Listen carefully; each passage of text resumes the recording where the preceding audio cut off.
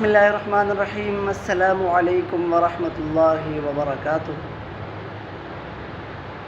محرم الحرام کا مہینہ چل رہا ہے، یہ بابرکت والا مہینہ ہے۔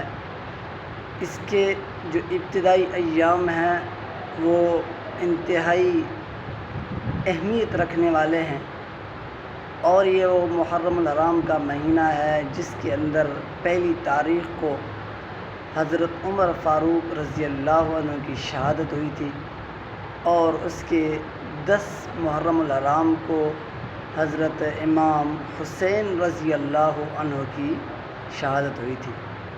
حضرت امام حسین رضی اللہ عنہ کی اور امام حسن رضی اللہ عنہ کی کیا ہی شان ہے، جن کے بارے میں اللہ کے پیغمبر نے کیا ہی خوب فرمایا تھا، الحسن والحسین سیدا شباب اہل الجنہ، کہ حسن اور حسین جنتی نوجوانوں کے سردار ہیں۔ حسن اور حسین تو وہ ہیں جن کے بارے میں آتا ہے کہ اللہ کے پیغمبر ان کو سونگا کرتے تھے۔ سوال کیا گیا کہ اے اللہ کے نبی، آپ ان کو کیوں سونگتے ہیں؟ تو جواب دیا کہ یہ جنت کے پھول ہیں، یعنی ان سے جنت کے پھولوں کی خوشبو آتی ہے۔